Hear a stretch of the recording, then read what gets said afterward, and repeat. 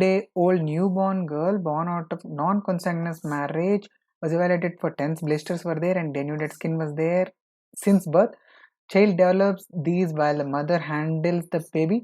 And the one more clue which is given is sibling also has similar lesions. So if you have thought the answer as congenital epidermolysis bullosa, so if you come back to the question again, so here most of the students during the exam they thought that it is given non-consanguineous, so it cannot be a genetic disorder, but and they have ruled out in fact epidermolysis bullosa. Please remember the question which is mentioning which is giving the points that whenever the mother is handling at the pressure sites, that is bathing or feeding, at the pressure site the child is developing the tense blisters, that is fluid filled lesions. So this is a very characteristic history which will be mentioned in MECHANOBULLOUS disorders. Okay, so please remember this is a very characteristic history which will be given in MECHANOBULLOUS disorders, where there will be some mention of trauma which is inducing the blisters, trauma induced blisters, vesicles and bullae.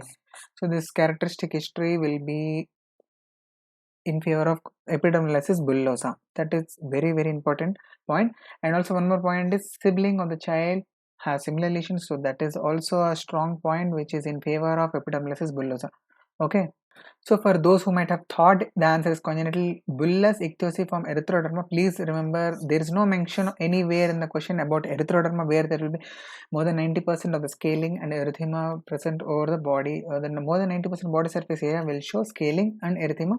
Nowhere any such mention is there, and also there is no mention of any ichthyotic skin changes, that is xerosis or dry skin. Nowhere it is mentioned. Okay, so that is the reason why this option is ruled out.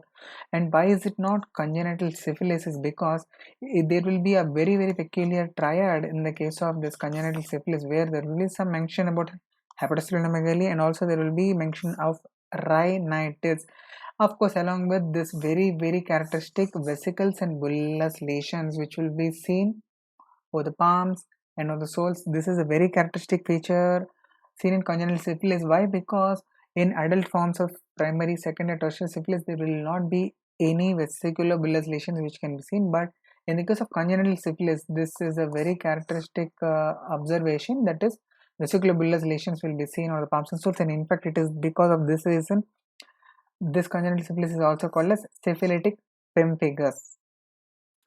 And in the case of this MECHANOBULLOUS disorder, which I have already told, congenital epidermolysis bullosa, all these points I have already explained.